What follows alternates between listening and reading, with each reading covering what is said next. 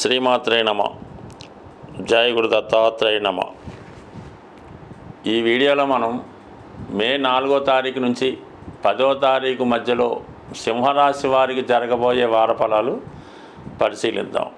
ముఖ్యంగా ఈ వారంలో సింహరాశి వారికి ఈ వారం అంతా 2-8 స్థానాల మధ్య ఏర్పడినటువంటి కాలసర్పదోష ప్రభావం వల్ల కొన్ని అనుకోని ఆకస్మిక సంఘటనలు జరిగే అవకాశం ఉంటుంది.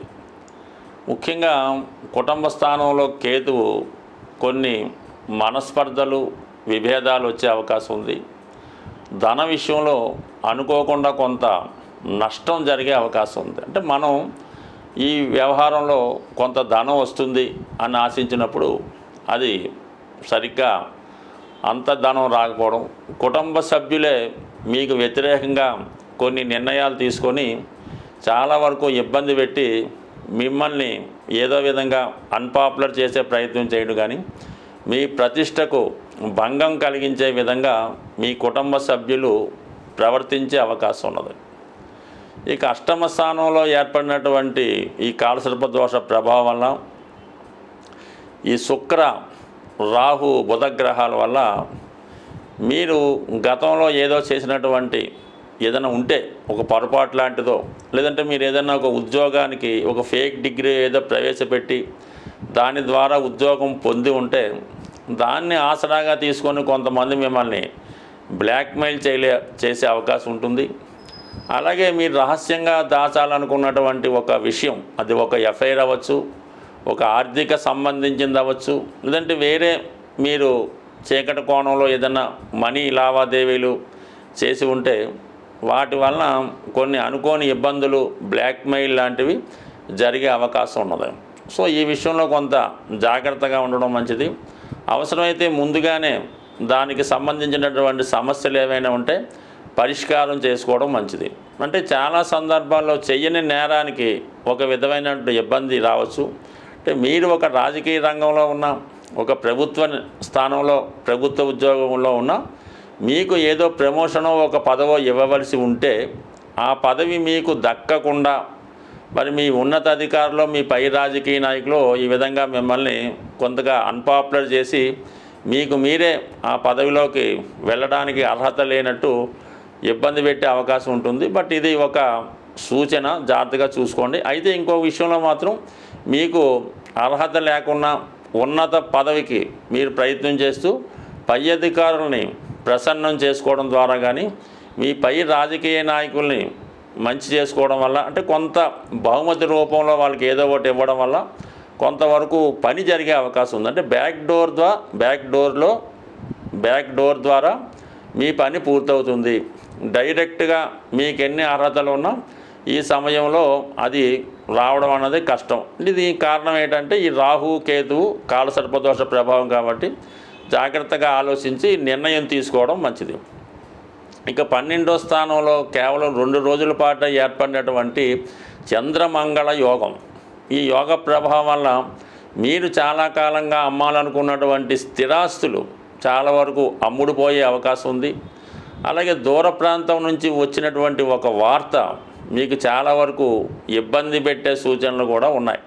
అలాగే మీరు ఏదైనా ఒక స్థిరాస్తి కొనాలని దానికి కొంత అడ్వాన్స్ కూడా ఇచ్చి ఉన్నా వారు దాన్ని రిజెక్ట్ చేసి ఆ స్థిరాస్తి మీకు అమ్మకుండా వేరే వారికి అమ్మడానికి కూడా ఈ గ్రహస్థితి చాలా వరకు సూచిస్తుంది. బట్ ఏదైనా చాలా జాగ్రత్తగా నిర్ణయం తీసుకోవాలి. ప్రతి వాడిని నమ్మకూడదు. ఎంత ఆత్మీయుడు, మీకు రైట్ హ్యాండ్ లాంటి వాడైనా మీ యొక్క రహస్య వ్యవహారాలు కానీ, మీరు చేస్తున్నటువంటి కార్యక్రమాలు, మీ ప్రయత్నాలు చాలా సీక్రెట్గా మెయింటైన్ చేస్తేనే అనుకూలత ఏర్పడే అవకాశం ఉన్నది. అయితే రవి 10వ స్థానంలో ఉండడం వల్ల ఇంచుమించుగా మనకి మే 7వ తారీఖున బుధుడు కూడా రవితో కలిసి ఏర్పడినటువంటి బుధాదిత్య యోగ ప్రభావం చాలా వరకు మీ యొక్క నిజాయితీని రుజువు చేస్తుంది.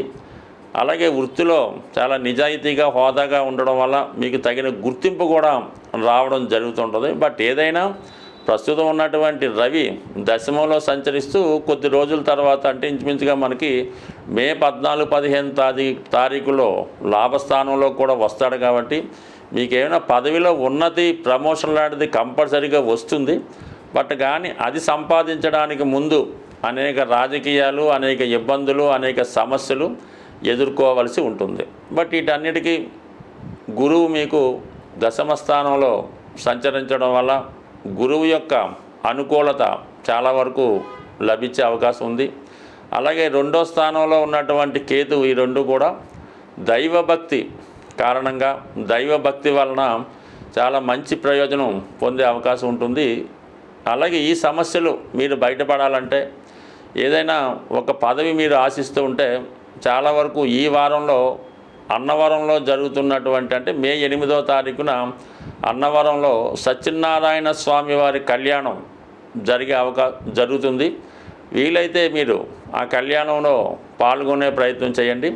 ప్రత్యక్షంగా చూడకపోయినా కనీసం టీవీలో అయినా చూడటం వల్ల ఆ స్వామివారి యొక్క అనుగ్రహానికి పాత్రలు అవడం కానీ, లేదంటే ఆ రోజు మే 8వ తారీఖున మీరు ఏదన్నా దేవాలయంలో కానీ ఇంట్లో కానీ సత్యనారాయణ స్వామి వారి వ్రతం చేయించుకోవడం వల్ల మీకున్నటువంటి అడ్డంకులు తొలగి మీకు రావాల్సిన పదవి ఏదన్నా ఉంటే అది తప్పకుండా వచ్చే అవకాశం ఉంటుంది. ఈ వారం గ్రహాల యొక్క స్థితిని అనుసరించి ఇబ్బందుల్లో ఉన్నవారు కానీ, అలాగే అనుకున్న కార్యక్రమాలు నెరవేరడం లేదు అనుకున్నవారు ఈ మే 10వ తారీఖు, అంటే ఈ వారం చివరిలో మే 10వ తారీఖున శని త్రయోదశి రాబోతున్నది. ఆ శని త్రయోదశి నాడు విధి విధానంగా శని భగవానుడికి వీలైతే సూర్యోదయానికి ముందుగానే తైలాభిషేకం చేయడం అన్నది చాలా ఉత్తమమైనటువంటి పద్ధతి. అయితే ఇది అన్ని క్షేత్రాల్లో, అన్ని దేవాలయాల్లో సాధ్యం కాకపోవచ్చు.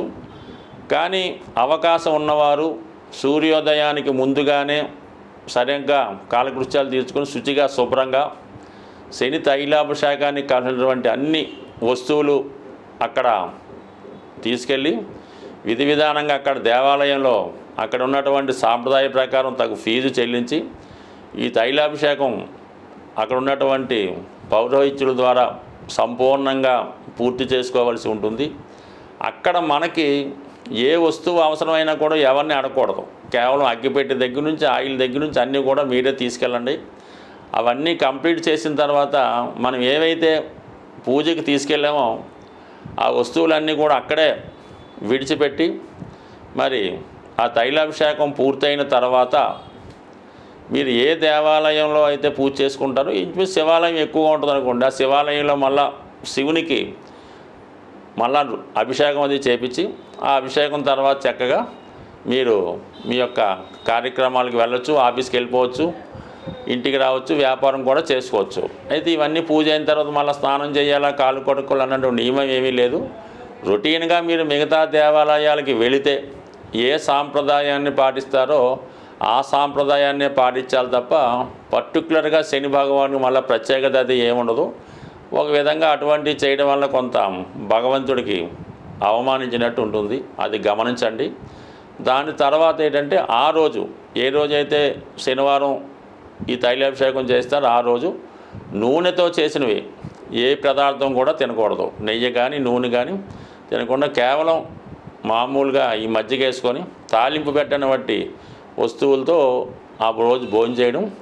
ఆ రోజు రాత్రి కేవలం భూమి మీద ఏదో సాపత్ అలగడేసుకొని చక్కగా భూమి మీద పడుకొని మళ్ళీ చక్కగా మార్నింగు సూర్యోదయానికి ముందే లెగిసి మళ్ళా మీరు మీ యొక్క స్నానం అయిన తర్వాత మళ్ళీ ఏదైనా దేవాలయానికి వెళ్ళి, అంటే మన్నాడు ఆదివారం వస్తుంది కాబట్టి దేవాలయానికి వెళ్ళాలి, చక్కగా సూర్య నమస్కారం చేసుకొని ఆదిత్యోదయం చదువుకుంటే కంపల్సరిగా ఈ శని యొక్క ప్రభావం మీకు తగ్గుతుంది. ఈ ప్రభావం మీరు చాలా కాలం వరకు మీ మీద ఉంటుంది. అంటే ఇందులో టైం ఇంపార్టెంటు, రెండు కూడా బిఫోర్ సన్ రైజే జరగాలి, సూర్యోదయానికి ముందే జరగాలి.